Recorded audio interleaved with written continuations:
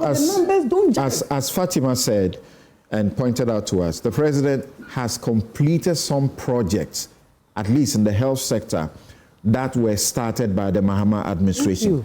He has made a plea to John Mahama to complete the Agenda 111 hospitals. Quid pro quo, only because he has failed now, only because he has been humbled now, only because he certainly feels humiliated.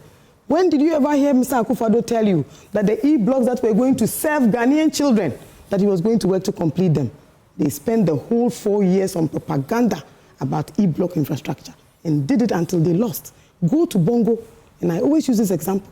The Agenda 111 hospital is just 5 minutes from the E-block that they told every citizen of Ghana that those buildings were in bushes and not worthy of people using. Go to Adenta, the school is bursting at its seams. Something, those kids in those schools, the reasons why you can even implement free SHS up to this point, small as the numbers are. Will you commend Akufo Addo for ending the Dagbon situation? What is it will you commend him for? Oh, you want me to repeat it on air?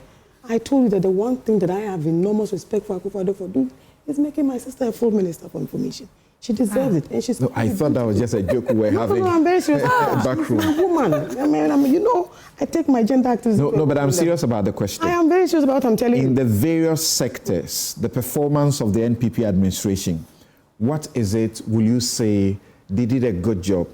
Perhaps maybe we can also do ABC to improve or continue. You are putting me to strict proof something. This one, we are not in a court of any jurisdiction of any kind. I say that whole State of the Nation yesterday, for me, was an utter disappointment.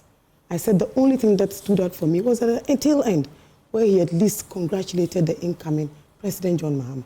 I think now Akufo Addo has learned something. It is not easy to manage a country like Ghana with competing interests, a tight budget, struggling to industrialize. He told us 2 years ago that he had constructed 10,800 kilometers of roads. Yesterday it was 12,000. So which is which? Something. Let me put this on record. I, Joyce, respect every individual who becomes president of this country. And in the Fourth Republic, we've had amazing human beings who have led this country because they chose to do so. But let's also admit the failings of the administration, that they failed to deliver on the major promises that they made, that the referendum was the December 07 election, that beyond data and statistics, which is why they even gave them results in February, they were losing and they didn't believe it. They were arguing with the strategists. It's the same thing we are still doing. The reality check, Sister Fati, should be that when we were leaving office, this is a list of everything that was left behind. And I like the way it is summarized. There was a strategic buffer of cash amounts. The Ghana Infrastructure Fund had an accrual of $270 million. The Sinking Fund had $500 million. The Stabilization Fund had $300 million. If I start, the list will be endless. Every president inherits something, no matter how small.